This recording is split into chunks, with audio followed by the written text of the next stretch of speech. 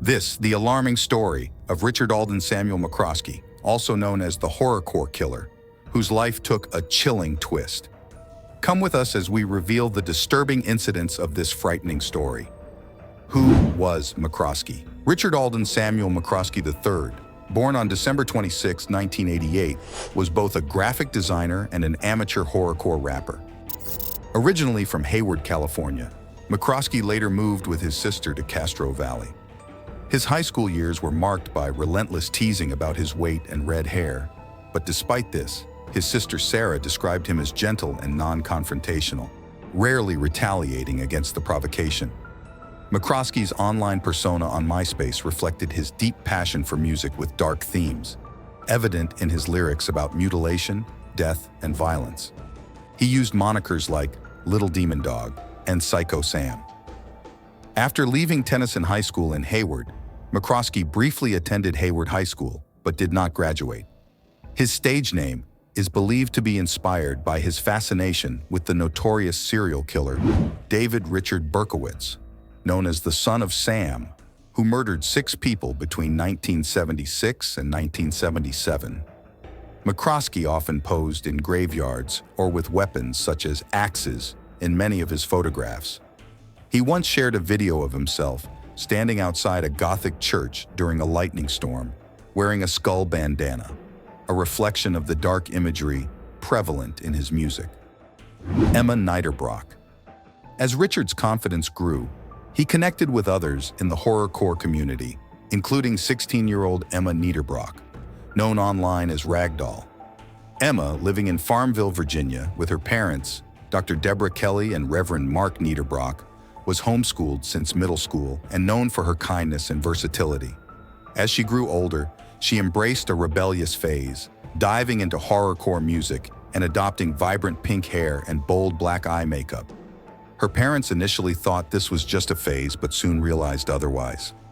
Reverend Mark Niederbrock, a pastor at Walker's Presbyterian Church in Hicksburg, and Dr. Deborah Kelly, a sociology and criminology professor at Longwood University, saw Emma's passion for horrorcore intensify. After Mark moved out, Emma and Deborah lived together peacefully. Concerned, Deborah and Emma sought counseling. Emma also formed a close online friendship with 18-year-old Melanie Wells, sharing a love for horrorcore and photography, and a unique bond over their father's roles as Presbyterian ministers. Melanie introduced Emma to a broader online horrorcore community, where they met Richard. Through this network, Emma, Melanie, and Richard grew close, unaware of the paths that lay ahead. The meetup. Richard and Emma's connection turned romantic, even though Emma did not define him as her boyfriend. After exchanging flirtatious messages for a year, they made plans to rendezvous at a music festival in Southgate. Emma's parents were cautious because of her music preferences and dark messages. She was permitted to go to the festival as long as she stayed at their house in Farmville. The encounter held promise for Richard, despite his recent family difficulties. Emma shared her enthusiasm on Richard's MySpace profile regarding their upcoming get-together on September 7th. Emma was put off by Richard's shyness and looks, leading to tension before the concert. Despite facing a challenging 10-hour drive, they attended the concert on September 12th, revealing Emma's parents' dedication to her safety. On social media, Emma joked about the long car ride with her religious father. Reports suggest that Emma may have flirted with other boys at the concert, upsetting Richard. His friends noticed a disagreement, possibly due to a flirtatious text Emma received. Richard felt betrayed, as he believed they had an exclusive relationship. Despite unresolved issues, everyone returned to Farmville the next day. Mysterious disappearance. Both girls logged into MySpace at 2:43 a.m. on Monday, September 14th, after returning to the Niederbrock home. Melanie posted on September 16th about her homesickness, but she tragically never returned. Her parents, worried when Melanie didn't arrive as expected, became increasingly anxious. Her father visited the Farmville house but received no answer at the door. Distressed, they spent hours trying to reach Melanie, Emma, and Richard, who had been with them at the concert. When they finally reached Richard by phone, his inconsistent explanations about the girls' whereabouts led them to request a welfare check from the Farmville police, who initially found nothing unusual. Kathleen, Melanie's mother, asked Mark Niederbrock to visit the house for answers. Kathleen contacted the police again. When officers arrived, Richard met them at the door, claiming the girls were at the movies. The officers left without further inspection.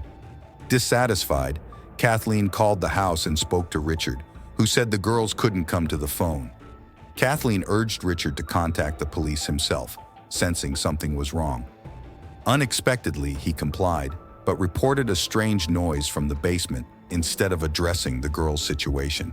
The authorities once again reacted and carried out a quick search of the basement, but found nothing, then departed. Officials later explained their choice not to extensively search the Niederbrock residence by pointing to Richard's adequate responses during their welfare visits. Yet that day, people walking by detected a bad odor on the street, suspecting it could be coming from a nearby animal. Strange realization. On the 17th, Richard called his family and left a message asking about their health before expressing his love for them.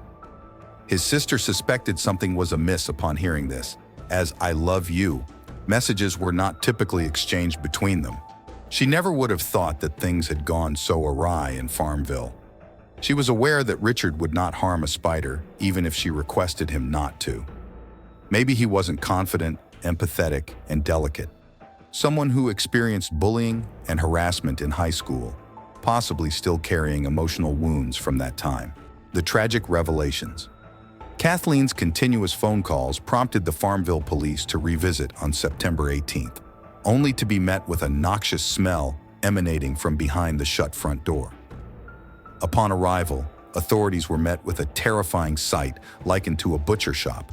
Mark Niederbrock, Deborah Kelly, and Emma Niederbrock were viciously killed in a lower-level bedroom, while Melanie Wells was located upstairs. The individuals were fatally beaten while they were sleeping, with weapons discovered at the location, such as a wooden splitting maul. Mark, caught by surprise when he arrived, did not exhibit any resistance to the sudden and intense assault, resulting in the floor being drenched in blood. There were no defensive wounds present, indicating that they were taken by surprise. Mark and Melanie's bodies were later relocated in a gruesome effort to hide the crime. The authorities were not just surprised by the brutality, but also concerned about their failure to notice important evidence beforehand. The escaped murderer. Richard was missing from the crime scene, having stolen and crashed Mark's car earlier that day. Despite being cited for driving without a license and the car being towed, Richard managed to escape with the help of a police officer who found him a ride to a convenience store. The tow truck driver later reported a terrible odor coming from Richard, who was described as smelling awful and gagging. Richard called a cab to the airport and was pulled over for speeding, but remained composed. Hours later, the boyfriend of a horrorcore rapper called the police, expressing concern about Richard's remarks, hinting at involvement in murders. The police identified Richard as the suspect and tracked him down sleeping in the airport, arresting him before he could board a flight to California. Astonishingly, Richard had left a note at the crime scene detailing his plans to fly out 2 days later. However, due to expensive ticket prices, he was caught waiting and captured by law enforcement. The investigations. Following his arrest, Richard's blood-soaked clothing remained unchanged and unwashed since he committed the crimes. His song titled "I Kill People for Real" took on a chilling irony, reflecting how art can mirror reality. Questions lingered about whether his choice of an 8-pound maul was to minimize suffering, given reports of him consuming beer, marijuana, before the murders. The motive behind his actions, whether premeditated or fueled by anger over his relationship with Emma and influenced by substances, remained unclear. Rather than risk the death penalty at trial, Richard accepted a plea deal nearly a year later. He pleaded guilty to 2 counts of capital murder and 2 counts of first-degree murder. Under the plea agreement, Richard Samuel McCroskey III received 4 consecutive life sentences, forgoing any appeal rights. The motive behind the brutal killings remains undisclosed. When questioned about why he committed the crimes in Farmville, Richard simply stated, "Jesus told me to do it."